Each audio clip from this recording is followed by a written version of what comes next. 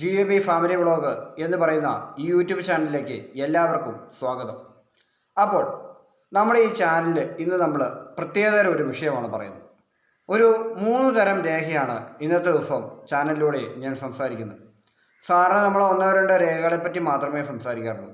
പക്ഷേ ഇന്ന് 3 രേഖകളാണ് പ്രത്യേക ഒരു ലൈൻ രീതിയിൽ വന്നിരിക്കുന്ന ആയിട്ട് നമ്മൾ കാണിക്കുന്നത്. അതിൻ്റെ ഫലവും കാര്യങ്ങളുമാണ് ഇന്ന് നമ്മൾ ചർച്ച ചെയ്യുന്നത്. അപ്പോൾ ആദ്യമായിട്ട് യൂട്യൂബ് ചാനലിലേക്ക് വരുന്ന ആളുകളാണെങ്കിൽ നിങ്ങൾ എൻ്റെ ചാനലൊന്ന് സബ്സ്ക്രൈബ് ചെയ്യുക. അതിനുശേഷം ബെൽ ബട്ടൺ ഒന്ന് ഇനേബിൾ ചെയ്യുക. വീഡിയോ ഇഷ്ടപ്പെട്ട് കഴിഞ്ഞാൽ നിങ്ങൾ വീഡിയോ ലൈക്ക് ചെയ്യുക. ഇത്തരം വിഷയങ്ങൾ ഇഷ്ടപ്പെടുന്ന നിങ്ങളുടെ സുഹൃത്തുക്കളിലേക്ക് മാക്സിമം ഇതൊന്ന് ഷെയർ ചെയ്ത് കൂടി സഹായിക്കുക. അപ്പോൾ ഞാൻ അതിനുള്ള ഇമേജ് തയ്യാറാക്കിയിട്ടുണ്ട്. അപ്പോൾ ആദ്യം നമുക്ക് ഇമേജിലേക്ക് പോകാം. രേഖയുടെ ഇമേജിലേക്ക് പോകാം. ഇതാണ് ആ ഇമേജ്. അപ്പോൾ നമുക്ക് ഓർമ്മ പുതുക്കാനായിട്ട് പറയാം. ഈ കാണുന്നതാണ് നമ്മുടെ ആയുർരേഖ എന്ന് പറയുന്നത്. അതുപോലെ ഈ കാണുന്നതാണ് നമ്മുടെ ബാഹ്യരേഖ എന്ന് പറയുന്നത്. ഈ കാണുന്നത് നമ്മുടെ ബുദ്ധിരേഖ ശിരോരേഖ എന്ന് പറയും. ഈ കാണുന്നത് നമ്മുടെ ഹൃദയരേഖ എന്ന് പറയും, ആരോഗ്യരേഖ എന്ന് പറയും. അപ്പോൾ ഇവിടെ ഞാൻ പറയാൻ പോകുന്ന കാര്യം എന്ന് പറഞ്ഞു കഴിഞ്ഞാൽ ഇവിടെ ഒരു നക്ഷത്ര ചിഹ്നവും ഇവിടുന്ന് നമ്മുടെ ഹൃദയരേഖയിൽ നിന്ന് ഒരു വൈ പോലൊരു ചിഹ്നവും കണ്ടോ, ഒരു കവരയായി നിന്ന് കഴിഞ്ഞാൽ വളരെയധികം സാമ്പത്തിക ലാഭം, ലോട്ടറി ഭാഗ്യം, വിദ്യാഭ്യാസ വിജയം, പരീക്ഷാ വിജയം തുടങ്ങിയ എല്ലാ വിജയ സാധ്യതകളും ഈ നക്ഷത്ര ചിഹ്നവും ഈ ഒരു കബരിയായിട്ടുള്ള നിൽക്കുന്നൊരു ചിഹ്നവും ഉണ്ടെങ്കിൽ വളരെയധികം നന്നായി നടക്കും. ബിസിനസ്സിൽ വളരെയധികം ഉയർച്ച, യാതൊരുവിധ പരാജയങ്ങളും ഇല്ലാതെ വളരെയധികം ഉയർച്ചകൾ ലഭിക്കാനായിട്ട് വളരെയധികം ബാഹ്യം ഉള്ള ഒരു രേഖയാണിത്. ഇതിപ്പോൾ ഒരു ഹാൻഡായിട്ട് നമുക്ക് കൂട്ടാം, ഒറ്റ ഹാൻഡ് വരുന്ന ഒരു സിമ്പൽ. ഇതിൽ നക്ഷത്ര ചിഹ്നം മാത്രമായിട്ട് വന്നു കഴിഞ്ഞാൽ നമുക്ക് വളരെയധികം ബാഹ്യങ്ങളുണ്ട്. പതിവ് ക്ലിയറായിട്ട് പറയുകയാണെങ്കിൽ നക്ഷത്രങ്ങൾ വരുന്ന കാര്യങ്ങളെല്ലാം നമുക്ക് വളരെ ബാഹ്യമുള്ളതാണെങ്കിലും ചില സമയങ്ങളിൽ നമ്മുടെ ആയുർരേഖയിലോ അതുപോലെ ബാഹ്യരേഖയിലോ ഒക്കെ ചില സമയം നക്ഷത്ര ചിഹ്നങ്ങൾ വരുന്ന അത്ര ശുഭകരമല്ല. കാരണം വെച്ച് കഴിഞ്ഞാൽ അതല്പം അശുഭമാണ്. അപ്പോൾ ഈ ഇതുപോലുള്ള ഭാഗങ്ങളും ഈ നടുഭാഗവും അതുപോലെ ഇതിനിടയ്ക്കുള്ള ഈ ഭാഗം ഞാൻ തൊട്ട് കാണിക്കുന്ന ഈ ഭാഗം ഇവിടെയൊക്കെ നക്ഷത്ര ചിഹ്നം വന്നു കഴിഞ്ഞാൽ നല്ല ഭാഗ്യമാണ്. അതുപോലെ തന്നെ ഇവിടെ ഈ ഭാഗ്യരേഖയും നമ്മുടെ ശിരോരേഖയും കൂടി യോജിക്കുന്ന ഇവിടുത്തെ ഇതുപോലൊരു ത്രികോണചിഹ്നം, ഇതുപോലൊരു ത്രികോണചിഹ്നം ഉണ്ടെങ്കിൽ നമുക്ക് ലോട്ടറി ഭാഗ്യം, അങ്ങനെ എല്ലാ ബിസിനസ്സുപരമായിട്ട് ഏത് രീതിയിലും വിജയം. അപ്പോൾ ഈ രേഖ കാണണമെന്നില്ല, ഈ ഒരു രേഖ കാണണമെന്നില്ല, പകരം ഇത് മാത്രമുള്ളതായിരിക്കും. ഹൃദയരേഖയും ഭാഗ്യരേഖയും ആയുർരേഖയും ശിരോരേഖയും മാത്രം കാണും, ഒരു ത്രികോണവും കാണും, ഈ ഒരു സിമ്പിൾ കാണുകയില്ലെന്ന് കരുതുക. അങ്ങനെ ഉണ്ടെങ്കിലും ഇതാണ് നിങ്ങൾക്ക് വരുന്ന രേഖയെങ്കിലും വളരെയധികം ഉയർച്ച, സാമ്പത്തിക ലാഭം തുടങ്ങിയവയെല്ലാം നിങ്ങൾക്ക് വളരെയധികം ഉയർച്ചയും കാര്യങ്ങളും എല്ലാം ലഭിക്കുന്ന ഒരു സിമ്പലാണ് ഈ കാണുന്നത്, ഒരു ത്രികോണ ചിഹ്നമാണ് ഈ കാണുന്നത്. വളരെയധികം ഐശ്വര്യമെന്ന് പറയാൻ പറ്റുന്ന രീതിയിലുള്ള കാര്യങ്ങളാണ് നിങ്ങളുടെ ജീവിതത്തിൽ തുടർച്ചയായി സംഭവിച്ചുകൊണ്ടിരിക്കുക. എങ്കിലും നമ്മൾ മനസ്സിലാക്കുക, പൂർണ്ണമായും ഐശ്വര്യങ്ങളാണെങ്കിൽ പോലും ചിലപ്പോൾ ചില പൊട്ടിത്തെറികളും ചീറ്റിലും ഒക്കെ ഭവനത്തിലും കുടുംബത്തിലും ഉണ്ടാകും. കാരണം അതെല്ലാ ആളുകൾക്കും ഉണ്ടല്ലോ. മനസ്സിലാക്കുക, പൂർണ്ണമായി നല്ല ബാഡ് ഫൈനുകളുള്ള ഏതെങ്കിലുമൊക്കെ രേഖകളൊക്കെ കൈകളിൽ കാണും. ആ കൂടെ തന്നെ അതേപ്പറ്റി ഞാൻ ഇവിടെ പറയുന്നില്ല. ഇനി അടുത്തായിട്ട് പറയാനുള്ള കാര്യമാണ് ഈ കാണും. ഇപ്പോൾ ഇതൊക്കെ നമുക്ക് മറക്കാം. ഇവിടെ ഇപ്പോൾ ഒരാളുടെ പ്രൈം ഹാൻഡാണെന്ന് കരുതുക. അതിൽ നമുക്ക് കാണുന്നത് ഇപ്പം ഹൃദയരേഖയുണ്ട്, ഇതിപ്പോൾ ഭാഗ്യരേഖയാണ്. ഭാഗ്യരേഖ, ശിരോരേഖ, ആയുർരേഖ, ഹൃദയരേഖ എന്ന് കൂട്ടുക, ഒരു പ്ലെയിൻ ഹാൻഡ്. അതിലിതാ ഇനി ഇതെല്ലാം ഉണ്ടെങ്കിൽ തന്നെയും എവിടെ ആണല്ലോ ഈ ഒരു ഭാഗം ഒഴിഞ്ഞു കിടക്കുമായിരിക്കും. നമ്മുടെ ഈ ഭാഗം, ആ ഒരു ഭാഗത്ത് ഇതുപോലെ കുറേയധികം ലൈനുകൾ, ഇങ്ങനെ കുറേയധികം ലൈനുകൾ നമ്മൾ കാണുന്നുണ്ടെങ്കിൽ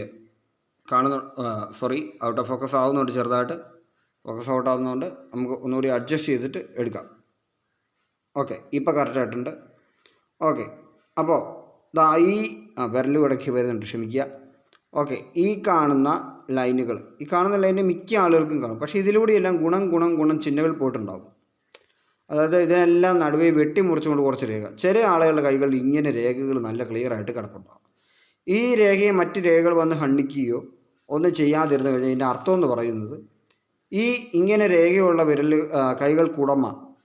കൈകൾക്കുടമ സഞ്ചാരപ്രിയം ഉള്ള ആളായിരിക്കും. ധാരാളം രാജ്യങ്ങളിലോ അല്ലെങ്കിൽ കേരളത്തിന് പുറത്തോ അല്ലെങ്കിൽ ആ ഒരു വ്യക്തി ഏത് ഭാഷക്കാരനായിക്കൊണ്ട് അയാളുടെ ചുറ്റുപ്രദേശത്തൊക്കെ ദൂരേക്ക് സ്ഥലത്തേക്ക് അയാൾക്ക് പോകാനുള്ള ആഗ്രഹം വർദ്ധിച്ചു വരും. ഈ രേഖയുള്ള എല്ലാ ആളുകൾക്കും ആഗ്രഹം വർദ്ധിച്ചു വരും. പക്ഷേ ഇതിലൂടെ ഖണ്ഡിച്ചുകൊണ്ട് ഇങ്ങനെയൊക്കെ വരകൾ കാണും, ഇങ്ങനെ കുറേ വരകൾ കാണും, അല്ലെങ്കിൽ കുറേ ഗുണങ്ങൾ, നക്ഷത്ര ചിഹ്നം, ഇൻഡു മാർക്ക് തുടങ്ങിയവ എല്ലാം വരും. അങ്ങനെ ഉണ്ടെങ്കിൽ ആഗ്രഹം അവിടെ നിൽക്കും, യാത്ര ഉണ്ടാവുകയില്ല. ജീവിതകാലം മുഴുവൻ ആഗ്രഹങ്ങളുണ്ടാവും, പോകാൻ സാധിക്കില്ല. ഇവിടെ മറ്റ് രേഖകളൊന്നും വന്ന് ഇത് മുറിക്കുന്നില്ല എങ്കിൽ ആ ആൾ യാത്രകൾ ചെയ്തുകൊണ്ടേയിരിക്കും. ഫുൾ ടൈം അയാൾ യാത്രയിലായിരിക്കും. ഒരു പക്ഷേ അയാളുടെ ജോലി ഡ്രൈവിംഗ് ആയിരിക്കാം, അല്ല എങ്കിൽ അയാൾ ടൂറ് പോകാൻ ഇഷ്ടപ്പെടുന്ന ആളായിരിക്കും, ഫുൾ ടൈം ടൂറിലായിരിക്കും. അപ്പോൾ ടൂറ് പോകാൻ ലക്ഷണം കാണിക്കുന്ന ആളുകളുടെ കൈയാണ് ഈ കാണുന്ന രേഖയെ ഹണ്ണിക്കാതെ ഉള്ള കാര്യങ്ങൾ.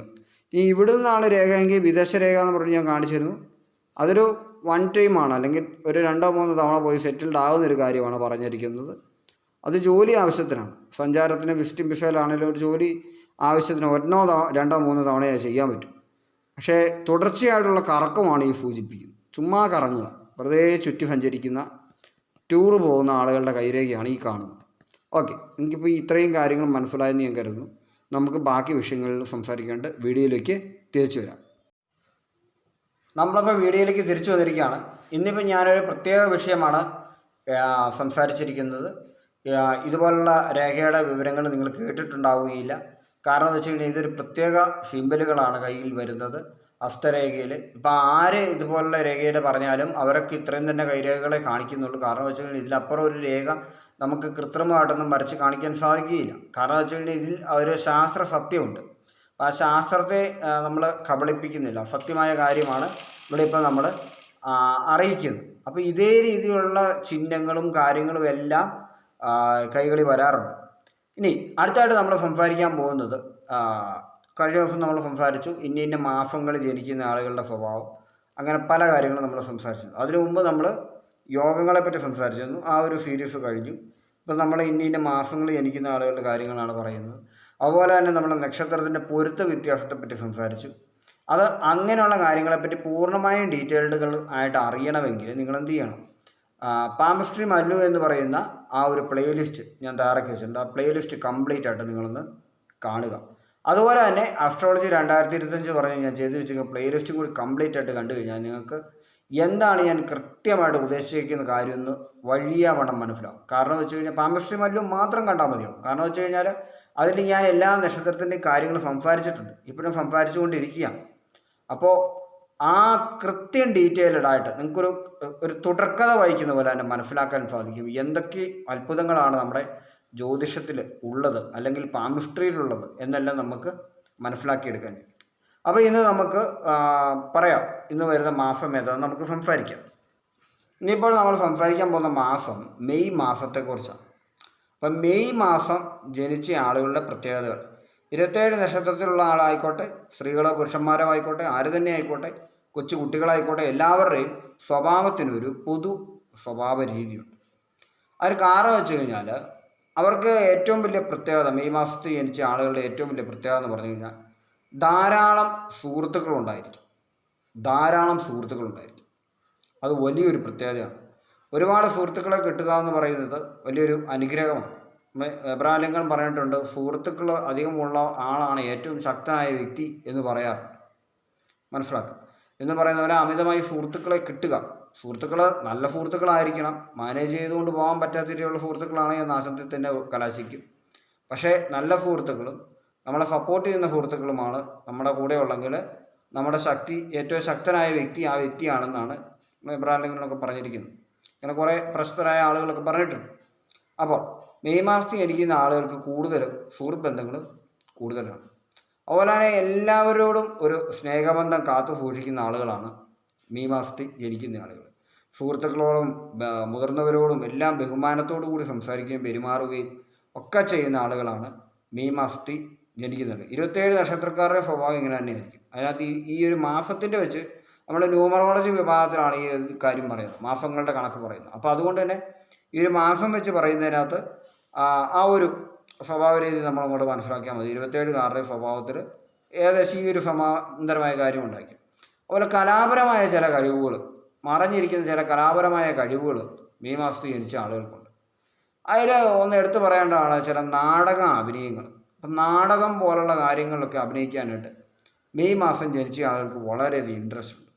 ഇങ്ങനെ സ്റ്റേജ് പെർഫോമൻസ് ചെയ്യുക, നാടകത്തെ അഭിനയിക്കുക, സിനിമാ സീരിയൽ രംഗത്ത് ഒന്ന് ശ്രദ്ധ പതിപ്പിക്കാനുള്ള ശ്രമങ്ങൾ നടത്തി വെക്കുക തുടങ്ങിയ കാര്യങ്ങളിൽ ശ്രദ്ധ പതിപ്പിക്കുന്ന വളരെയധികം ഇഷ്ടമാണ് മെയ് മാസത്തിൽ ജനിച്ചവർ. പക്ഷേ ചില പ്രശ്നങ്ങളെന്ന് വെച്ച് കഴിഞ്ഞാൽ ചിലപ്പോൾ വിജയം കിട്ടിയെന്ന് വരികയില്ല. പരിശ്രമം ഉണ്ടെങ്കിൽ വിജയിക്കും, പക്ഷേ ചില സമയങ്ങളിൽ പരാജയം ചിലപ്പോൾ കാത്തിരിക്കാറുണ്ട്. ഇനിയിപ്പോൾ അടുത്തായിട്ട് ജോലികളിലെല്ലാം വളരെയധികം ശ്രദ്ധയുള്ള ആളുകളാണ് മെയ് മാസത്തിൽ ജനിച്ച ആൾ. ജോലികളിലെല്ലാം വളരെയധികം ശ്രദ്ധ അവർക്കുണ്ട്. വളരെ ശ്രദ്ധിച്ചാണ് അവരെല്ലാ ജോലികളും ചെയ്യുന്നത്. അടുക്കും ചിട്ടയോടും വൃത്തിയോടും കൂടിയാണ് മെയ് മാസത്തിൽ ജനിച്ച ആളുകൾ ജോലി ചെയ്യുന്നത്.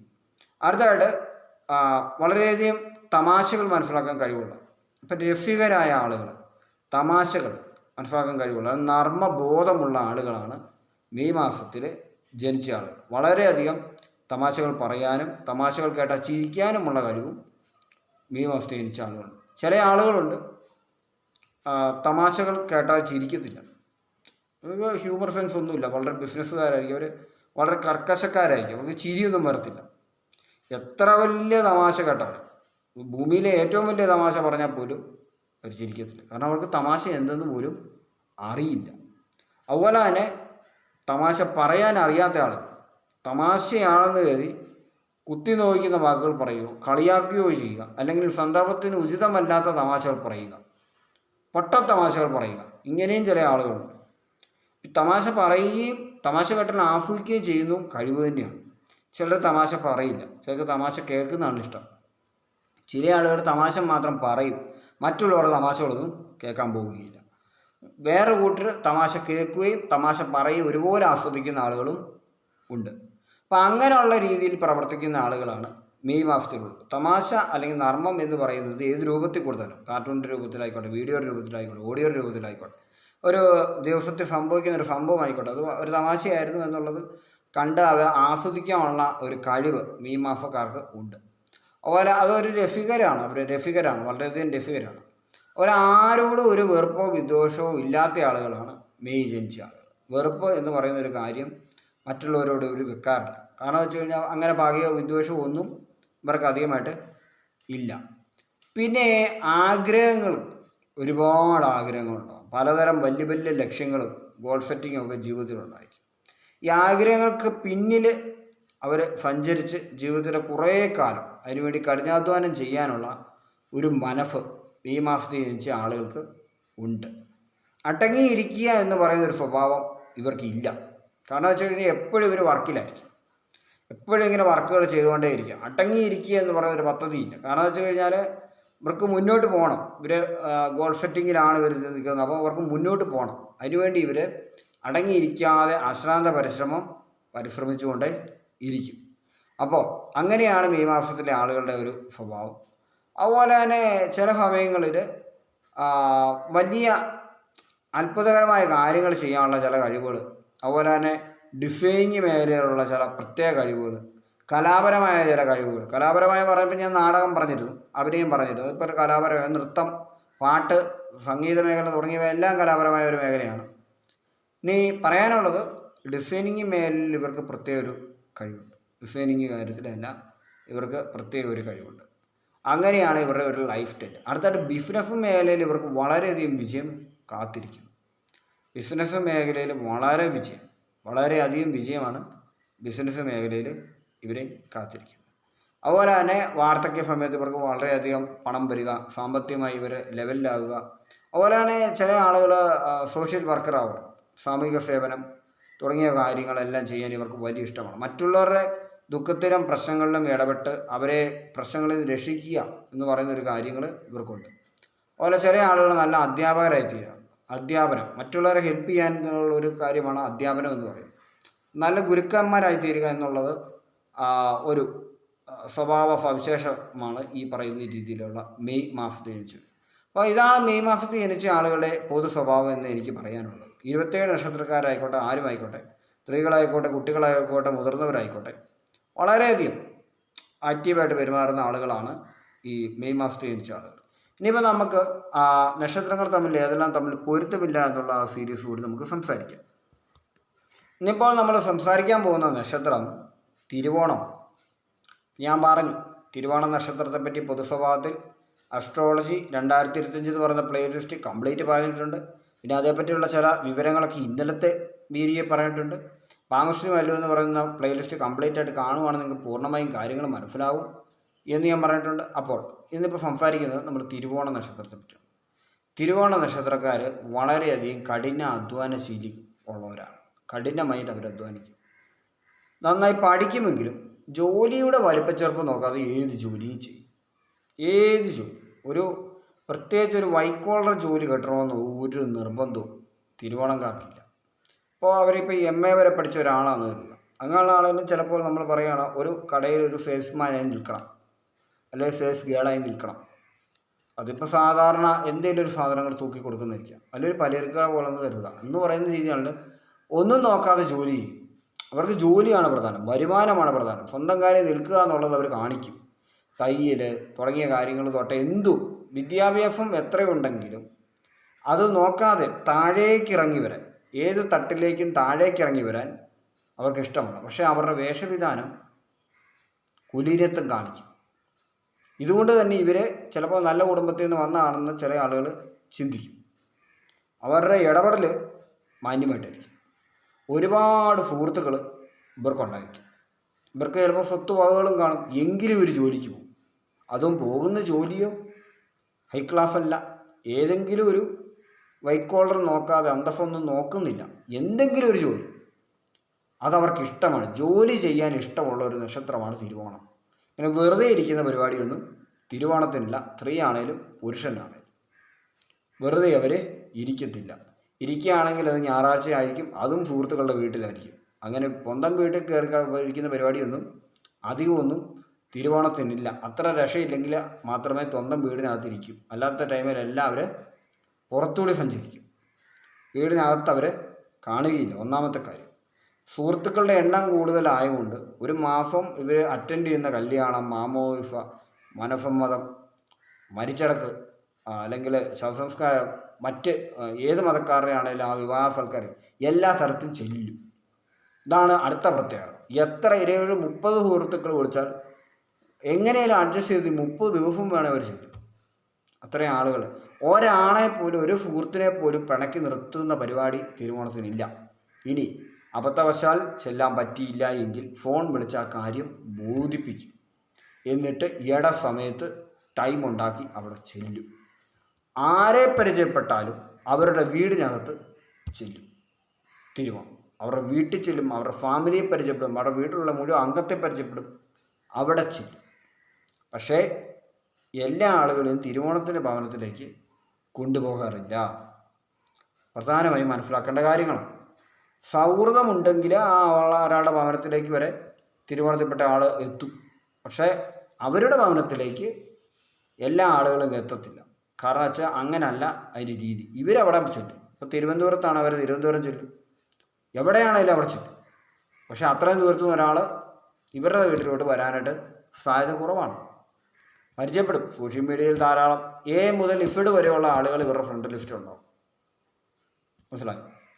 എല്ലാ നക്ഷത്രത്തിലുള്ളവരും ഇവരുടെ സുഹൃത്തുക്കളാണ്. രണ്ടാമത്തെ പ്രത്യേകത, 27 നക്ഷത്രക്കാരും ഇവർ സുഹൃത്തുക്കളാണ്. കാരണം വെച്ച് കഴിഞ്ഞാൽ ഞാൻ പറഞ്ഞു, പൊരുത്തമില്ലാത്ത നക്ഷത്രക്കാരോട് മാന്യമായി പെരുമാറുന്ന ഒരു നക്ഷത്രമാണ് തിരുവോണം. ഇതുകൊണ്ട് തന്നെ നമുക്ക് പൊരുത്തമുണ്ടോ ഇല്ലയോ എന്നൊന്നും തിരിച്ചറിയുന്ന കാര്യം ഇച്ചിരി പാടാണ് തിരുവോണത്തിൻ്റെ മുമ്പിൽ. 3-4 നക്ഷത്രമുണ്ട്, ഞാനത് എടുത്തു പറഞ്ഞിരുന്നു.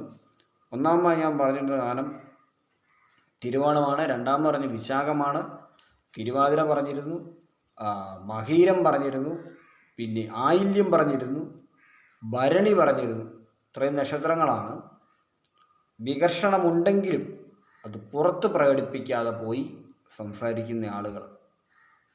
ഇപ്പോൾ LIC ഏജൻറ്റുമാരായിരിക്കാം, അല്ലെങ്കിൽ എന്തെങ്കിലും ആളെ ചേർക്കുന്ന ജോലികൾ ചെയ്യുന്നതായിരിക്കാം, അല്ലെങ്കിൽ ബിസിനസ് ചെയ്യുന്നവരായിരിക്കാം, അല്ലെങ്കിൽ എന്തെങ്കിലും സാധനങ്ങൾ വിറ്റ് നടക്കുന്ന ആളുകളായിരിക്കാം, അല്ലെങ്കിൽ ഇൻസ്റ്റാൾമെൻറ്റ് ജോലികൾ ചെയ്യുന്ന ആളുകളായിരിക്കും, അല്ലെങ്കിൽ കടകൾ ഇട്ടിരിക്കുന്ന ആളുകളായിരിക്കാം, ബിസിനസ്. പക്ഷേ ഏത് ആളുകളെ കണ്ടാലും മുഖം മുഷിയാതെ കറക്കാതെ സംസാരിക്കാനുള്ള കഴിവ് തിരുവോണത്തിനുണ്ട്, തിരുവാതിരയ്ക്കുണ്ട്, ഭരണിക്കുണ്ട്, മഹീരത്തിനുണ്ട്, വിശാഖത്തിനുണ്ട്. ബാക്കിയുള്ളവരുടെ എല്ലാം കാര്യം വികർഷിക്കുന്ന നക്ഷത്രം മുന്നിൽ വന്നാൽ വിധം മാറും, വഴക്കു വീഴും, തർക്കം വീഴും, ഒച്ചപ്പാടും കയ്യാങ്കളിയും ഉണ്ടാകാൻ വളരെയധികം സാധ്യത കൂടുതലാണ്. അത് സത്യമായ കാര്യമാണ്. ഞാനിതൊക്കെ നേരിട്ട് കണ്ടിട്ടുമുണ്ട്. ചില വികർഷണങ്ങളൊക്കെ ഞാനും അനുഭവിച്ചിട്ടുണ്ട്, എൻ്റെ ഓപ്പോസിറ്റ് നിൽക്കുന്നവരും അനുഭവിച്ചിട്ടുണ്ട്. എനിക്ക് വികർഷണം അനുഭവിച്ചു. കാരണം എനിക്കും പെട്ടെന്ന് ഒരു ദേഷ്യമാണ് അനുഭവപ്പെട്ടത്. കാരണം വെച്ച് കഴിഞ്ഞാൽ ആ ആൾ പിന്നീട് ഞാൻ ആ ഒരു നക്ഷത്രം എന്തെന്ന് മനസ്സിലാക്കി കഴിയുമ്പോൾ മനസ്സിലായി വികർഷണമുള്ള നക്ഷത്രമാണ്, ഇതുകൊണ്ടാണ് ചേരാത്തതെന്ന് മനസ്സിലായിട്ടുണ്ട്. പലപ്പോഴും അത്തരം സന്ദർഭങ്ങളിലൂടെ കടന്നു പോയിട്ടുണ്ട്. പക്ഷെ അതിൽ തിരുവോണ നക്ഷത്രത്തിൽപ്പെട്ട ആളുകളുടെ ഇടപെടലുകൾ ഞാൻ ശ്രദ്ധിച്ചു കഴിഞ്ഞപ്പോൾ എല്ലാ ആളുകളോടും അവർക്ക് പൊരുത്തമില്ല. ശരിക്കും അവരുടെ രീതിയാണ്, ആയില്യത്തിലുള്ളവരുടെ രീതി 27 കാരോടും അവർ ഒരുപോലെ പെരുമാറും. തിരുവാതിരയിലുള്ളവർ 27 പേരോട് ഒരുപോലെ പെരുമാറും. ഭരണിയിലുള്ളവർ 27 പേരോട് ഒരുപോലെ പെരുമാറും. വിശാഖത്തിലുള്ളവരും തിരുവോണക്കാരാണ് ഇതിന് മുമ്പന്മാർ. ഭരണിയും ഈ തിരുവാതിരയൊക്കെ അല്പം ഇച്ചുകൂടി വേണേൽ ഒന്ന് വേർഷണം കാണിച്ചെന്ന് വരാം ചില സമയങ്ങളിൽ. പക്ഷേ വിശാഖവും തിരുവോണവും തമ്മിൽ, വിശാഖവും തിരുവോണവും തമ്മിലല്ല, വിശാഖത്തിൻ്റെ രീതിയും തിരുവോണത്തിൻ്റെ രീതിയും വളരെയധികം സ്ട്രോങ് ആണ്. നമുക്ക് മനസ്സിലാവുകയില്ല. നമുക്ക് വികർഷണമേറ്റോ അവർക്ക് വികർഷണമേറ്റോ മനസ്സിലാവത്തില്ല. ഒരു വിധത്തിലും തിരുവോണത്തിൻ്റെയും വിശാഖത്തിൻ്റെയും മുന്നിൽ നമുക്ക് ഒരു പിടുത്തവും കിട്ടത്തില്ല. ഈ ആളുകൾ നമുക്ക് പൊരുത്തമുണ്ടോ, നമുക്ക് ദേഷ്യം വരുന്നുണ്ടോ, അവർക്ക് ദേഷ്യം വരുന്നുണ്ടോ ഒന്നും നമുക്കറിയാൻ പറ്റില്ല. മിനിമം വികർഷണം എടുക്കണമെങ്കിൽ 1 മാസം കൃത്യമായിട്ട് കാണണം. 30 ദിവസം കൃത്യമായിട്ടുള്ള പരിചയത്തിന് ശേഷമേ വികർഷണത്തിൻ്റെ ആരംഭങ്ങൾ തുടങ്ങുകയുള്ളൂ. ഇങ്ങനെയാണ് ഇതിൻ്റെ പ്രത്യേകത. കാരണം വെച്ച് കഴിഞ്ഞാൽ തിരുവോണത്തിലുള്ള ഒരാൾ വികർഷണമുള്ള നക്ഷത്രക്കാരനെ കണ്ടു എന്ന് കരുതുക. ഇപ്പം ഞാൻ പറയാം, തിരുവോണത്തിലുള്ള ആൾക്ക് അശ്വതി നക്ഷത്രവുമായിട്ട് പൊരുത്തമില്ല. അപ്പോൾ തിരുവോണത്തിലുള്ള ആൾക്ക് അശ്വതി നക്ഷത്രമായിട്ട് പൊരുത്തമില്ലെങ്കിൽ അശ്വതി നക്ഷത്രത്തിൽപ്പെട്ട ഒരാളെ കാണുമ്പോൾ തിരുവോണത്തിൻ്റെ സ്നേഹപ്രകടനം, ആരാ ഇത് എന്ന രീതിയിലായിരിക്കും ഇടപെടുന്നത്. എന്തുണ്ട് വിശേഷം, എത്ര കാലമായി കണ്ടിട്ടുള്ളത്. ഫസ്റ്റിലെ വികർഷണം മനസ്സിലുണ്ട്, പക്ഷെ അത് പുറത്ത് കാണിക്കുകയില്ല. 1 മാസമായി നമ്മൾ നല്ല പരിചയത്തിലൊക്കെ ആയി, നല്ല കുഴപ്പമില്ല, എടാപോടാ ബന്ധമൊക്കെ വരുവാന്ന് കരുതുക. അങ്ങനെ വന്നില്ലെങ്കിൽ ജീവിതത്തിൽ ഒരു വാക്കവർക്ക് ഉണ്ടാവുകയില്ല. അങ്ങനെ ആരോടെങ്കിലും വന്നു എന്ന് കരുതുക. നമുക്ക് എടാപോടാ ബന്ധമൊക്കെ വന്ന് 1 മാസം കഴിയുമ്പോൾ തിരുവോണത്തിലുള്ളവർ തന്നെ ആദ്യം തർക്കിക്കും. കാരണം ഇവർ വളരെ ധൈര്യശാലികളാണ്. ഇവരാരോടും മുഖത്ത് നോക്കി എന്തും പറയും. ഇവരൊന്നിനും ഭയക്കുന്നില്ല. ഒന്നാമത്തെ പ്രത്യേകത, ഭയം ഇല്ലാത്ത ചില നക്ഷത്രക്കാരാണ് ഇവർ. ഭയമില്ലാത്ത നക്ഷത്രക്കാർ തിരുവോണത്തിലുള്ളവർ എന്തും വെട്ടിത്തുറന്ന് പറയാനുള്ള ധൈര്യമുണ്ട്. അതിപ്പോൾ പൊരുത്തമുള്ളവരോടും ഒരു വെട്ടിത്തുറന്ന് പറയും, പൊരുത്തമില്ലാത്തവരോടും വെട്ടിത്തുറന്ന് പറയും, മാതാപിതാക്കളോടും വെട്ടിത്തുറന്ന് പറയും, എന്തും പറയും. സംസാരിക്കുന്ന കാര്യത്തിന് അവർ പിന്നോട്ടല്ല. പക്ഷേ കയ്യാങ്കളിയും ഉപദ്രവമൊന്നും അധികം ഉണ്ടാവുകയില്ല. അത് ആയില്യത്തിൻ്റെ അടുത്ത് വെട്ടിത്തുറന്ന് പറയുകയും ചെയ്യും, ഉപദ്രവിക്കുകയും ചെയ്യും. അതായില്ല. പക്ഷേ തിരുവോണം സംസാരിക്കുന്നത് കേൾക്കുമ്പോഴേക്കും മറ്റുള്ളവർക്ക് പേടി തോന്നുക. കർക്കശമായിട്ടൊരു സംസാരിക്കും. ഇപ്പോൾ ഒരു ബിസിനസ് ഓണറാണ് തിരുവോണത്തിലുള്ളെങ്കിൽ ആ വ്യക്തി എല്ലാവർക്കും ഭയമായിരിക്കും. കാരണം കർക്കശമായ രീതിയിലായിരിക്കും അദ്ദേഹത്തിൻ്റെ ഇടപെടൽ. നല്ല ഇടപെടലുമായിരിക്കും, സ്നേഹമുള്ള ഇടപെടലുമായിരിക്കും. അപ്പോൾ ആ ഒരു രീതിയിൽ ഇടപെടുന്ന ഒരു നക്ഷത്രമാണ് തിരുവോണം നക്ഷത്രം. ഇനി എങ്കിലും നമ്മൾ മനസ്സിലാക്കിയിരിക്കണം, 27 നക്ഷത്രത്തിൽ ആരോടൊക്കെ പൊരുത്തമില്ല. ഞാൻ ഒന്നാമത്തെ നക്ഷത്രം പറഞ്ഞു, അശ്വതിയായിട്ട് പൊരുത്തമില്ല. അശ്വതി വരുന്ന ദിവസവും ശുഭകരമല്ല. അശ്വതിപ്പെടുന്ന ആളും തിരുവോണത്തിൻ്റെ മുന്നിൽ ചെല്ലുന്ന ശുഭകരമല്ല. തിരുവോണത്തിൻ്റെ മുന്നിൽ ചെല്ലുന്ന അശ്വതി 18 ദിവസം കൃത്യമായിട്ട് സൗഹൃദത്തിലിരിക്കും. ഒരു 18 ദിവസം കഴിയുമ്പോൾ വഴക്കിലേക്ക് പോകും. ആദ്യമായി തന്നെ അശ്വതിക്കാരുടെ സ്വഭാവം മാറും. അതിന് പിന്നാലെ തിരുവോണം കുറ്റം കണ്ടുപിടിച്ചിട്ട് ആ ഒരു കുറ്റത്തിൻ്റെ പേരിൽ തർക്കമുണ്ടായി, തർക്കങ്ങൾ വളർന്ന് ചെറിയൊരു ഈഗോ ക്ലാഷ് ഉണ്ടായിട്ട് തല്ലിപ്പിരിയുന്ന ഉടക്കിപ്പിരിയുന്ന ഒരു പരിപാടിയിലേക്ക് പോകും. അതിന് പ്രത്യേകിച്ച് കാരണങ്ങളൊന്നും വേണ്ട, വെറും നിസ്സാര കാര്യങ്ങൾ മതി. കാരണം അതാണ് പൊരുത്തം ഇല്ലാത്ത അവസ്ഥ. തിരുവോണവുമായിട്ട് പൊരുത്തമില്ല. അപ്പോൾ സംഭവിക്കുന്നതാണ്, മനസ്സിലാക്കണം, വാക്ക് തർക്കമാണ് ഉണ്ടാകുന്നത്. ആദ്യമേ വാക്കുകൾക്ക് ഉണ്ടാകത്തില്ല, അത് 1 മാസം വാക്കുകൾക്ക് ഉണ്ടാകത്തില്ല. അശ്വതിയിലുള്ള ആളുകൾ കൂടുതൽ സംസാരിക്കും, തിരുവോണത്തിലുള്ളവർ കൂടുതൽ സംസാരിക്കുകയില്ല. അവർ സംസാരിക്കുന്നത് നാട്ടുകാര്യം, ലോകകാര്യം, മറ്റു കാര്യങ്ങളൊക്കെയാണ് സംസാരിക്കുന്നത്. അതുപോലെ അവരുടെ മതപരമായ ചടങ്ങുകളെ പറ്റിയൊക്കെ സംസാരിക്കുക. അശ്വതിയുള്ളവർ ഇതൊന്നുമല്ല സംസാരിക്കുക, വേറെ കുറേ കാര്യങ്ങൾ സംസാരിക്കുക. അപ്പോൾ തന്നെ ഒരു ചെറിയൊരു തർക്കത്തിനുള്ള കാര്യങ്ങളൊക്കെ എത്താറുണ്ട്. കാരണം തിരുവോണക്കാർ കുറച്ചുകൂടി ലൈഫിനോട്, ജീവിതത്തോട് കൂടുതൽ അറ്റാച്ച് ചെയ്ത് ജീവിക്കുന്ന ആൾക്കാരാണ്. അതായത് അവർക്ക് വിവാഹ ജീവിതം അല്ലെങ്കിൽ കുടുംബ ജീവിതം, ഫാമിലി തുടങ്ങിയവയോടൊക്കെ വലിയ സ്നേഹമാണ്. ഞാൻ പറഞ്ഞത് ഇത് ഫാമിലിയെ മുഴുവനായി ശ്രദ്ധിച്ച് ഫുൾ ഇത് സംസ്കാരം നിറഞ്ഞ ആളുകളിൽ നിന്നല്ല. സ്വഭാവങ്ങൾ നമ്മളങ്ങനെ കൂട്ടണ്ട. പക്ഷേ നമ്മളൊരു ലൈഫിൻ്റെ ഒരു സ്ട്രക്ചർ ഉണ്ടല്ലോ, വിവാഹം, കുടുംബം, അതുപോലെ സ്വത്ത്, സമ്പത്ത്, ഭാവി പരിപാടികൾ തുടങ്ങിയവ കാര്യങ്ങളെല്ലാം ഉണ്ടല്ലോ. ഇത്തരം കാര്യങ്ങൾ ഇഷ്ടമുള്ള നക്ഷത്രക്കാരുണ്ട്, ഇഷ്ടമില്ലാത്ത നക്ഷത്രക്കാരുണ്ട്. അപ്പോൾ അങ്ങനെ ഇഷ്ടമുള്ള നക്ഷത്രക്കാരാണ് തിരുവോണക്കാർ. ഒരു കുടുംബത്തിലെ അംഗമാവുക, അല്ല മറ്റൊരു കുടുംബത്തിലെ അംഗമായി തീരുക, അതിനൊക്കെ ഇൻട്രസ്റ്റ് കൂടുതലായി പ്രകടിപ്പിക്കുന്ന ആളുകളാണ് തിരുവോണത്തിലുള്ള പുരുഷനാണ് സ്ത്രീയാണ്.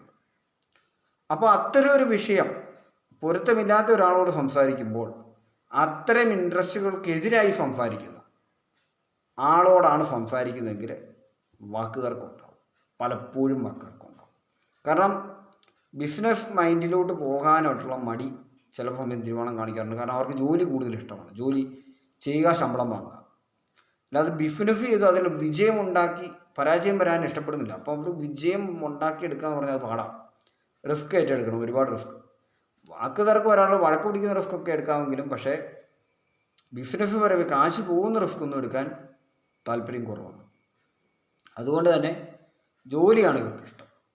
സാറിന് ഒരു സെറ്റിൽഡായ ജീവിതം, എപ്പോഴും സെറ്റിൽഡ്. പിന്നെ ഭക്ഷണത്തിന് യാതൊരുവിധ മുട്ടും ഇവർക്കുണ്ടാവുകയില്ല. എവിടെ ചെന്നാലും ഇവർക്ക് ഭക്ഷണം കിട്ടും. ഒന്നാമത് സുഹൃത്തുക്കളുടെ കാര്യം ഞാൻ പറഞ്ഞു. രണ്ടിവർ അറ്റൻഡ് ചെയ്യുന്ന കാര്യങ്ങൾ അതുപോലെയാണ്. ഒരുപാട് കല്യാണ ചടങ്ങുകൾക്ക് ഇവർ പോകും, ഒരുപാട് മരിച്ച ചടങ്ങുകൾക്ക് ഇവർ പോകും. എന്തെല്ലാം വിശേഷ അവസരങ്ങളുണ്ടോ അവിടെ എല്ലാം ഇവർ പോകും. ഇനി ഏത് നാടാണെങ്കിലും ഇവർ കയറി വണ്ടി കയറി സ്ഥലം വിടും. ഇല്ല ഒറ്റയ്ക്ക് പോകണേ അവർ ഒറ്റയ്ക്ക് പൊക്കോളും.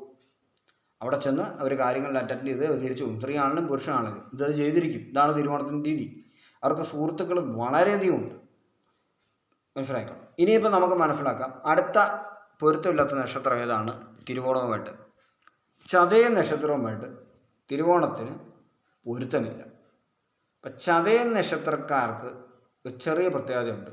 ചതയ നക്ഷത്രക്കാർ ആദ്യം പരിചയപ്പെടുമ്പോൾ എല്ലാവരോടും വലിയ സൗഹൃദം എടുത്ത് സ്വാതന്ത്ര്യമെടുത്ത് സംസാരിക്കാറുണ്ട്. ചില ആളുകൾ ചതയത്തോട് പൊരുത്തമുണ്ടെങ്കിൽ അതിലത്ര പ്രശ്നമൊന്നും ഉണ്ടാവില്ല. പക്ഷെ തിരുവോണംകാർക്ക് ചിലപ്പോൾ അതത്ര ഇഷ്ടപ്പെട്ടെന്ന് വരില്ല. അതുകൊണ്ട് തന്നെ ചതയംകാരുമായിട്ട് വികർഷണം സംഭവിച്ചാൽ ഏകദേശം 1 മാസം, ഞാൻ പറഞ്ഞ കാലയളവുണ്ടല്ലോ, ഒരു കാലയളവ് കഴിയുമ്പോഴായിരിക്കാം ഒരു ചെറിയ തർക്കങ്ങൾ സംഭവിക്കുക ചതയംകാരുമായിട്ട്. ഇപ്പം ചതയ നക്ഷത്രവുമായിട്ട് പൊരുത്തമില്ലെന്ന് മനസ്സിലാക്കുക. അടുത്തൊരു ഉത്രട്ടാതി നക്ഷത്രവുമായിട്ട് തിരുവോണത്തിന് പൊരുത്തമില്ല. ഉത്രട്ടാതി എന്ന് പറയുന്ന ഒരു നക്ഷത്രം ഞാൻ പറഞ്ഞു വളരെയധികം ആരോഗ്യമുള്ള നക്ഷത്രമാണ്. ഞാൻ അസ്ട്രോളജി 2020 പറഞ്ഞ പ്ലേലിസ്റ്റ് പറഞ്ഞിട്ടുണ്ട്, പൊതുസ്വഭാവത്തിൽ പറഞ്ഞിട്ടുണ്ട്. വളരെയധികം ആരോഗ്യമുള്ളൊരു നക്ഷത്രമാണ് ഉത്രട്ടാതി.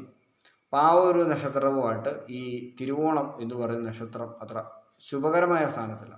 ഈ ദിവസങ്ങളും ശുഭകരമല്ല. തിരുവോണം എന്ന് പറയുന്ന ഒരു ആഘോഷ ദിവസം ഉത്രട്ടാതിക്കാർക്കും ചതയമുള്ള ആളുകൾക്കും അത്ര ശുഭകരമല്ല, അശുദ്ധിയിലുള്ള ആളുകൾക്കും ശുഭകരമല്ല. ചിലപ്പോൾ ഭക്ഷണമൊക്കെ അന്നത്തെ ദിവസം എല്ലാവരും ഓണം ആഘോഷിക്കുമ്പോൾ ചിലപ്പോൾ 2:30-ഓ 3:30-ഓ കഴിക്കേണ്ട അവസ്ഥകൾ ഞാൻ ഈ പറയുന്ന ആളുകൾക്ക് ഉണ്ടാകാറുണ്ട്. ആരൊക്കെയാണ് ഈ പൊരുത്തമില്ല എന്ന് പറഞ്ഞ നക്ഷത്രക്കാരൊക്കെ. അടുത്തത് മകം നക്ഷത്രത്തിൽ ഉള്ള ആളുകൾക്ക് തിരുവോണ നക്ഷത്രവുമായിട്ട് പൊരുത്തമില്ല. മകത്തിൻ്റെ രീതിയും ജോലി ചെയ്യുക എന്നുള്ളതാണ്. ഏത് ജോലിയും പോയി ചെയ്യും. അവർക്ക് പ്രത്യേകിച്ച് അങ്ങനെ വൈറ്റ് കോളറോ ഒന്നും അങ്ങനെയുള്ള പരിപാടികളൊന്നുമില്ല. അവർക്ക് പ്രത്യേകിച്ച് ഈഗോ ഒന്നുമില്ല. അവർ ജോലി ചെയ്യും, ഏത് ജോലി അവർ ചെയ്യും. ജോലിയാണ് പ്രധാനം എന്ന രീതിയിലാണ് അവരുടെ ജീവിതം. സ്ത്രീയാണെങ്കിലും പുരുഷനാണെങ്കിലും അതിനുവേണ്ടി എന്തും ചെയ്യും, ജോലിക്ക് വേണ്ടി എന്തും ചെയ്യും. അപ്പോൾ മക നക്ഷത്രവും തിരുവോണവും തമ്മിൽ പൊരുത്തില്ല. ഇതുകൊണ്ട് തന്നെ ചിലപ്പോൾ 2 സ്റ്റാഫുകൾ ഇപ്പം മകവും തിരുവോണം ആണെങ്കിൽ മിക്കപ്പോഴും വാക്കുതർക്കങ്ങൾ അവിടെ നടക്കാനായിട്ട് സാധ്യതയുണ്ട്. ആരാണ് മുമ്പൻ എന്നുള്ളൊരു കിടമത്സരം അവിടെ ഉണ്ടാവാനായിട്ടുള്ള സാധ്യത വളരെ കൂടുതലാണ്. അടുത്തൊരു പൂരം നക്ഷത്രവുമായിട്ട് തിരുവോണം യോജിക്കുകയില്ല. വാക്കുതർക്കങ്ങൾ, തർക്കം, ഭയങ്കര പ്രശ്നങ്ങളുണ്ടാകും. അതുപോലെ തന്നെ ഉത്തരം നക്ഷത്രവുമായിട്ടും തിരുവോണം യോജിക്കുകയില്ല. പക്ഷെ ഒരു പ്രത്യേകതയുണ്ട്. ഉത്തര നക്ഷത്രത്തിലുള്ള ഒരു ബിസിനസ്സുകാരാണെന്ന് ഞാൻ പറഞ്ഞു. ഉത്തര നക്ഷത്രക്കാർ തിരുവോണത്തിലുള്ള ആളെ ജോലിക്ക് വെച്ചാൽ വളരെ ഐശ്വര്യമാണ്. കാരണം ജോലി തരുന്ന ആളോട് ഇവർ തർക്കിക്കാറില്ല, അത് പ്രധാനമാണ്. സ്ഥാപനത്തിൻ്റെ ഉടമയോട് വിനീതമായി വിനയത്തോടെ പെരുമാറുന്നത് തിരുവോണത്തിൻ്റെ ഏറ്റവും വലിയ പ്രത്യേകതയാണ്. ഉടമസ്ഥരോട് തട്ടിക്കയറുന്ന പരിപാടിയൊന്നുമില്ല. അവരതിനകത്ത് വളരെയധികം കൂളായ മൈൻഡ് സെറ്റാണ് അവർക്ക്. വളരെയധികം എത്ര ഇൻസൾട്ട് വന്നാൽ പോലും അവർ ചിലപ്പോൾ ഒരിക്കലും ചിലപ്പോൾ പ്രതികരിച്ചെന്ന് വരികയില്ല. അത്ര രക്ഷയില്ലെങ്കിൽ മാത്രമേ പ്രതികരിക്കുള്ളൂ. പക്ഷേ ജോലിസ്ഥലത്ത് നിന്ന് അവർ ഇറങ്ങിപ്പോകാറുണ്ട്. പക്ഷേ വീണ്ടും അവിടെ തന്നെ വന്ന് കയറാനുള്ള സാധ്യത കൂടുതലാണ്. ഒരിക്കൽ ജോലി ഉപേക്ഷിച്ച സ്ഥലത്തേക്ക് വീണ്ടും അവർ വരും. സാധാരണപ്പെട്ടവരങ്ങനെ പോവുകയില്ല. ജോലി ഉപേക്ഷിച്ച ശേഷം ആ ജോലി സ്ഥാനത്ത് രണ്ടാമത് ചെല്ലുക എന്ന് പറയുന്നത് ചില ആളുകൾക്ക് സഹിക്കാൻ പറ്റുന്നൊരു കാര്യമില്ല. പക്ഷേ രണ്ടാമതോ മൂന്നാമതോ നാലാമതോ ചെല്ലാനും വീണ്ടും ആ പരിചയക്കാരെ വീണ്ടും കണ്ടുമുട്ടിയ ഹലോ പറയാനും ഒക്കെ ഉള്ള ഇഷ്ടം, അല്ല ധൈര്യം, തൻ്റെ ഇടം തുടങ്ങിയവ തിരുവോണത്തിനുണ്ട്. സാധാരണപ്പെട്ട നക്ഷത്രക്കാരാണെങ്കിൽ ഒരാളുമായിട്ടൊരു ക്ലാഷ് ഉണ്ടായിക്കഴിഞ്ഞാൽ പിന്നെ ആളുടെ കൺമുന്നിൽ വരുമ്പോൾ മാറിക്കളയാനേ നോക്കുകയുള്ളൂ. അല്ലെങ്കിൽ പെട്ടെന്നൊരു ജാളി ചെയ്ത് മൂത്തും ചിലർക്ക് ചമ്പൽ വരും, നോക്കാൻ ബുദ്ധിമുട്ട് വരും, മിണ്ടാക്കും, മുഖം പൊറിപ്പിച്ചേക്കും, ഇഷ്ടക്കുറവാണ്. അതുകൊണ്ട് തന്നെ നമ്മൾ ചിലപ്പോൾ ഒരു ജോലി സ്ഥലത്തൊരു പ്രശ്നം ഉണ്ടായിക്കഴിഞ്ഞാൽ പിന്നെ നമ്മൾ ആ ഏരിയ പിന്നെ കാല് കുത്തുകയില്ല. തിരുവോണത്തിലുള്ളവർ ജോലി സ്ഥലത്ത് പ്രശ്നം ഉണ്ടായി അവരിറങ്ങി കുറച്ച് കാലം കഴിയുമ്പോൾ അവിടെ വീണ്ടും തിരിച്ചു വരും. ഇനി പൂരാട നക്ഷത്രവുമായിട്ട് തിരുവോണത്തിന് പൊരുത്തമില്ല. അപ്പോൾ ആദ്യം ദേഷ്യം വരുന്ന പൂരാടത്തിനാണ്. പ്രധാനപ്പെട്ട കാര്യം, തിരുവോണ നക്ഷത്രക്കാർ സംസാരിക്കുമ്പോൾ നമ്മുടെ കയ്യിൽ ഇങ്ങനെ പിടിക്കും. എന്തുണ്ട് അത് ഷെയ്ക്കാൻഡല്ല, ഈ ഷെയ്ക്കാൻഡല്ല തരിക. തിരുവോണത്തിലുള്ളവരെ സംസാരിക്കുമ്പോൾ ചിലപ്പോൾ ചുമലിൽ കൈ വെക്കുക, കയ്യിൽ ഇവിടെ പിടിച്ച് എന്തുണ്ട്, എന്നാ ഉണ്ട് വിശേഷം, ഇങ്ങനെയൊക്കെയാണ് ചോദിക്കുക. കാരണം അവരുടെ രീതിയാണ്, അവരത്ര സ്നേഹത്തോടെയാണ് സംസാരിക്കുക. ആളുകളോട് ഇടപെടുന്നത് നമ്മുടെ കൂട്ടത്തിൽപ്പെട്ട ഒരാളോട് സംസാരിക്കുന്ന രീതിയിലാണ് ഇങ്ങനെ പിടിക്കുക. അപ്പോൾ ഒരു പൂരാട നക്ഷത്രത്തിൽപ്പെട്ട ഒരാളുടെ കയ്യിൽ ഇങ്ങനെ പിടിച്ച് സംസാരിച്ച് കഴിഞ്ഞാൽ ആദ്യം പൂരാട നക്ഷത്രക്കാർ കയ്യിലേക്ക് നോക്കും, എന്നിട്ട് ആളെ സൂക്ഷിച്ച് നോക്കും. അത് അവരുടെ മുഖത്ത് റിയാക്ട് ചെയ്യും. അത് കഴിഞ്ഞിട്ട് സംസാരിക്കും, മാന്യമായി സംസാരിക്കും. പക്ഷേ ആ കയ്യിലെ പിടുത്തം അത്ര ഇഷ്ടക്കുറവ് മുഖത്ത് വരും. പക്ഷെ തിരുവോണംകാർ ഇത് മൈൻഡ് ചെയ്യാറില്ല, അവർക്കതൊരു വിഷയമല്ല. അവർക്കുള്ളിൽ വികർഷണം ഉണ്ടായാലും അവരത് അത്ര മൈൻഡ് ചെയ്യാറില്ല. അടുത്തായിട്ട് തിരുവോണംകാരും തിരുവാതിരയും തമ്മിൽ പൊരുത്തക്കുറവുണ്ട്. പക്ഷേ എങ്കിലും അഡ്ജസ്റ്റ് ചെയ്ത് പോകാനായിട്ട് പറ്റും. ഇനിയിപ്പോൾ നമുക്ക് മനസ്സിലാക്കാം ആരൊക്കെയായിട്ട് തമ്മിൽ പൊരുത്തമുണ്ട്. തിരുവോണത്തിന് ആരൊക്കെയായിട്ട് തമ്മിൽ പൊരുത്തമുണ്ട്. തിരുവോണവും രേവതിയും തമ്മിൽ നല്ല പൊരുത്തമുണ്ട്. തിരുവോണവും ഭരണിയും തമ്മിൽ നല്ല പൊരുത്തമുണ്ട്. തിരുവോണവും കാർത്തികയും തമ്മിൽ നല്ല പൊരുത്തമുണ്ട്. പിന്നെ അങ്ങോട്ട് മകീരം തൊട്ട് മിക്ക നക്ഷത്രങ്ങളും, ഞാനിവിടെ പറയാത്ത എല്ലാ നക്ഷത്രങ്ങളുമായിട്ടും തിരുവോണത്തിന് പൊരുത്തമുണ്ട്. ഇതുകൊണ്ട് തന്നെയാണ് ഇവർക്ക് ഇത്രയും സൗഹൃദം. നമുക്കിപ്പോൾ ശത്രു നക്ഷത്രം എന്ന് എണ്ണുകയാണെങ്കിൽ 6 അല്ലെങ്കിൽ 7 നക്ഷത്രമേ ഉള്ളൂ കുറവ്. ബാക്കി ഇപ്പം 20 നക്ഷത്രം, 27 ടോട്ടൽ. അപ്പോൾ ഒരാടവും കൂടി കൂട്ടുകയാണ് നമുക്ക് ഒരാടമായിട്ട് അഡ്ജസ്റ്റ് ചെയ്ത് പോകാൻ പറ്റും. ഒരാടവും തിരുവാതിരയൊക്കെ നമ്മൾ കൂട്ടുകയാണെങ്കിൽ, അഡ്ജസ്റ്റ് ചെയ്യുന്ന കൂട്ടുകയാണെങ്കിൽ ഈ 21 നക്ഷത്രവുമായിട്ട് പൊരുത്തമുണ്ട്. ഇത് വളരെ ഒരു അംഗസംഖ്യ കൂടുതലാണ്. ധാരാളം സുഹൃത്തുക്കളെ കിട്ടും. സുഹൃത്ത് ബന്ധങ്ങളെ കൊണ്ട് തന്നെ ജീവിതത്തിൽ വളരാനുള്ള അവസരം എല്ലാം കിട്ടും. ഇപ്പം വീട്ടിൽ നിന്ന് മോശം അനുഭവം ഉണ്ടായി, സഹോദരങ്ങളിൽ നിന്ന് മോശം അനുഭവം ഉണ്ടായാലും പുറത്തുള്ള സുഹൃത്തുക്കളിൽ നിന്ന് ഗുണാനുഭവങ്ങൾ ഉണ്ടാകുന്നതുകൊണ്ട് ഇവർക്ക് ഒരു ദിവസം ഒരു സ്ഥലത്തുനിന്ന് ഭക്ഷണം കഴിച്ചില്ലെങ്കിലും ഏതെങ്കിലും സുഹൃത്തിൻ്റെ വീട്ടിലേക്ക് ചുമ്മാ കയറി ചെന്ന് കഴിഞ്ഞാൽ നല്ല സ്വീകരണവും കിട്ടും, നല്ല ഭക്ഷണവും കിട്ടും. സത്യത്തിൽ വേണം ജോലിക്ക് പോകാതെ തന്നെ ഭക്ഷണം കഴിക്കാനുള്ള ഇവർക്ക് വെളിയിൽ നിന്ന് കിട്ടും. കാരണം ഇവരുടെ നക്ഷത്രം ഓണമാണ്, എപ്പോഴും അവർക്ക് ഓണമാണ്. അത് മനസ്സിലായി. ഫുഡ് എന്ന് പറയുന്ന സാധനത്തിനോട് ഇവർക്ക് വളരെ ഇഷ്ടമാണ്. ഫുഡിന് വേണ്ടി ഇവർ എത്ര ദൂരവും യാത്ര ചെയ്യും, നല്ല നല്ല ഹോട്ടലുകൾ കണ്ടുവെത്തും, അവിടുത്തെ ഫുഡ് നല്ലതാണോ അന്വേഷിക്കും. ഇത്തരം കാര്യങ്ങളാണ് ഇവർ ഏറ്റവും കൂടുതൽ സംസാരിക്കുന്നത്. ഭക്ഷണത്തെക്കുറിച്ച് ഒരു പക്ഷേ അശ്വതി നക്ഷത്രത്തിൽപ്പെട്ടവരോട് ഭക്ഷണത്തെക്കുറിച്ച് സംസാരിച്ചു കഴിഞ്ഞാൽ അത്ര ചിലപ്പോൾ മറുപടികളൊന്നും വന്നൊന്നും വരികയില്ല. കാരണം വെച്ച് കഴിഞ്ഞാൽ ഭക്ഷണം കഴിക്കുന്നതിൽ ചില പ്രശ്നങ്ങളൊക്കെ അശ്വതി നക്ഷത്രക്കാർക്കുണ്ട്. അശ്വതി നക്ഷത്രക്കാരുടെ അംഗാധിപൻ എന്ന് പറയുന്നത് വയറാണ്, ഉദരം. ഇപ്പോൾ ഉദരം സംബന്ധിച്ച് ചില പ്രയാസങ്ങൾ ചിലപ്പോൾ അശ്വതി നക്ഷത്രക്കാർ അനുഭവിക്കാറുണ്ട്. അശ്വതി നക്ഷത്രക്കാർ കുതിരയാണ് മൃഗം. കുതിര എന്ന് പറയുന്ന ജീവിക്ക് വയറ് സംബന്ധിച്ചും പല പ്രയാസങ്ങളും എടുക്കാറുണ്ട്. അത്തരൊരു ജീവിയുടെ ഒരു അവസ്ഥ കാണിക്കുന്ന ഒരു മനുഷ്യൻ്റെ അവസ്ഥ ഭക്ഷണം കഴിച്ചു കഴിഞ്ഞാൽ അതൊരു ശുഭകരമായില്ല. കഴിച്ചു കഴിയുമ്പോൾ ഒരു ചെറിയൊരു വിഷമത, ഒരു അരമണിക്കൂർ 2.5 മണിക്കൂർ കഴിയുമ്പോഴേ ഇപ്പം നേരെ നിൽക്കുന്ന ഒരു ആരോഗ്യം ഒരു അശ്വതി നക്ഷത്രത്തിൽപ്പെട്ട എല്ലാവർക്കും ഉള്ളൂ. പക്ഷെ തിരുവോണത്തിൽപ്പെട്ടവർ ആസ്വദിച്ചു കഴിയും. അശ്വതി നക്ഷത്രത്തിൽപ്പെട്ടവർ ആസ്വദിച്ചല്ല, അത് കഴിച്ച് തീർത്താൽ മതി എന്നുള്ള രീതിയിലായിരിക്കും കഴിക്കുക. ആരാണേലും അശ്വതി നക്ഷത്രക്കാരിത് കേൾക്കുന്നുണ്ടെങ്കിൽ തീർച്ചയായും അവർക്ക് എന്താണ് അനുഭവപ്പെടുന്നത്, ഭക്ഷണം കഴിച്ചുകൊണ്ടിരിക്കുമ്പോൾ എന്താണ് അനുഭവപ്പെടുന്നത്, ഒരു സമയത്ത് മാത്രം ഇത് അനുഭവപ്പെടത്തില്ല. ഇറച്ചിയും മീനും തിന്നുന്ന സമയത്ത് മാത്രം. ഇറച്ചിയും മീനും തിന്നുന്ന സമയത്ത് വയറ് സംബന്ധിച്ച് ഒരു പ്രയാസവും അശ്വതി നക്ഷത്രക്കാർക്ക് തോന്നുകയില്ല. കഴിക്കാൻ പറ്റുന്ന ആളുകളാണെങ്കിൽ, വെജിറ്റേറിയൻ ഒന്നും അല്ലെങ്കിൽ കഴിച്ചുകൊണ്ടിരിക്കുമ്പോൾ ഒന്നും തോന്നുകയില്ല, കഴിച്ച ശേഷമേ തോന്നുകയുള്ളൂ. പക്ഷെ മറ്റ് ഭക്ഷണ വസ്തുക്കൾ, ദോശ, അപ്പോൾ ഇഡലി പോലുള്ള സാധനങ്ങളൊക്കെ കഴിക്കുകയാണെങ്കിൽ അതൊന്ന് അപമാനിച്ച് കിട്ടി എഴുന്നേറ്റ് പോകാമായിരുന്നു എന്ന അവസ്ഥയിലാണ് അശ്വതിയിലുള്ളവർ കഴിക്കുക. കാരണം വെച്ച് കഴിഞ്ഞാൽ ഒരു മനംപുരട്ടൽ എപ്പോഴും അനുഭവിക്കുക എന്ന് പറയുന്നൊരു പ്രയാസം അവരെ എപ്പോഴും അലട്ടാറുണ്ട്. ഇതുകൊണ്ട് തന്നെ ഫുഡിൻ്റെ കാര്യങ്ങൾ കൂടുതലായിട്ട് കേൾക്കുന്നത് തന്നെ അത്ര ഇഷ്ടമുള്ളൊന്നുമില്ല. രാവിലെ ഇപ്പോൾ ദോശയുടെ കാര്യങ്ങളോ അല്ലെങ്കിൽ ദോശയുടെ സ്മെല്ല് തുടങ്ങിയ കാര്യങ്ങൾ ചിലപ്പോൾ ബുദ്ധിമുട്ടുണ്ടാക്കാറുണ്ട്. അപ്പോൾ അങ്ങനെയുള്ളൊരു സ്ഥലത്ത് നല്ല ഇഡലിയുടെ കാര്യമോ നല്ല ദോശയുടെ കാര്യമോ നല്ല ചമ്മന്തിയുടെ ഒക്കെ കഥ തിരുവോണത്തിൽപ്പെട്ട ആൾ പറയാണ്ട് അശ്വതിയുള്ള ഒരാളോട് സംസാരിക്കണം. ഇന്ന ഹോട്ടലിൽ പോയിട്ടുണ്ടോ, അവിടെ നല്ല ഫുഡാണ് എന്ന് പറയുമ്പോഴത്തേക്ക് അശ്വതിയുള്ള ആൾ ഇങ്ങനെ വയ്യ ചെവിയൊക്കെ വേണം ഇങ്ങനെ പൊത്തുന്നു വരും. രക്ഷയില്ല, നിർത്തിയാൽ മതി എന്ന രീതിയിലുള്ള ഇരിപ്പ് കാണുമ്പോൾ തിരുവോണത്തിലുള്ള ആൾ ചിന്തിക്കുക, ഇവൻ തന്നെ ഞാൻ പറയുന്നത് അങ്ങനെ ഇഷ്ടപ്പെടുന്നില്ലേ. ഇത് തന്നെ വലിയൊരു തർക്കത്തിലേക്ക് മനസ്സിലാക്കുക. അശ്വതി നക്ഷത്രത്തിൽപ്പെട്ടവർക്ക് ഇഷ്ടമുള്ള ഭക്ഷണം എന്ന് വെച്ചാൽ പുളിയാണ്. പുളി ഉള്ള വസ്തുക്കൾ കൂടുതൽ കഴിച്ച് കഴിയുമ്പോൾ ഇവരുടെ ബ്ലഡിൽ ഡാമേജ് വന്നിട്ട് ഇവർ സാധാരണ വേറെ സംബന്ധിച്ച് വീണ്ടും അസ്വസ്ഥപ്പെടുന്ന ആളുകളാണ്. എന്തെങ്കിലും പുളിയുള്ള വസ്തു കഴിച്ചു പോയി കഴിഞ്ഞാൽ പിന്നെ അത് മുഴുവൻ വലിച്ചു കയറ്റുന്ന ഒരു പരിപാടി അശ്വതിക്കാർക്കുണ്ട്. പുളി രസം വളരെ ഇഷ്ടമാണ്. ഇങ്ങനെയുള്ള കൊണ്ട് ഇത്തരം ഭക്ഷണ വിഷയങ്ങളും ചില ഉത്സവ കാര്യങ്ങളെ പറ്റിയൊക്കെ ചില കാര്യങ്ങൾ വരുന്ന തർക്കമാണ് തിരുവോണംകാരുമായിട്ട് വരുന്ന ഏറ്റവും വലിയ തർക്കം. അല്ലാതെ വേറെ തർക്കങ്ങളൊന്നും പൊരുത്തമില്ലാത്ത നക്ഷത്രക്കാരുമായിട്ട് ഉണ്ടാകാറൊന്നുമില്ല. ഇതൊരു ഞാൻ എക്സാമ്പിൾ പറഞ്ഞാണ് മനസ്സിലാക്കുക. ചില ആളുകൾക്ക് അനുഭവം ഉണ്ടായിരിക്കും. അടുത്ത് നമ്മൾ പറയാൻ പോകുന്ന നക്ഷത്രമാണ് അവിട്ട നക്ഷത്രം. അവിട്ട നക്ഷത്രക്കാരുമായിട്ട് എത്ര നക്ഷത്രക്കാർക്ക് പൊരുത്തമില്ല എന്നുള്ളത് നമുക്ക് നോക്കാം. ഒന്നാമതായിട്ട് പറയാനുള്ളത് ചിത്രയുമായിട്ട് പൊരുത്തമില്ല, മനസ്സിലാക്കുക. ചിത്രയായിട്ട് പൊരുത്തമില്ല. അവിട്ട നക്ഷത്രക്കാർ അത്തവുമായിട്ട് പൊരുത്തമില്ല. അതുപോലെ തന്നെ ഉത്തര നക്ഷത്രവുമായിട്ട് പൊരുത്തമില്ല. പൂര നക്ഷത്രവുമായിട്ട് പൊരുത്തമില്ല.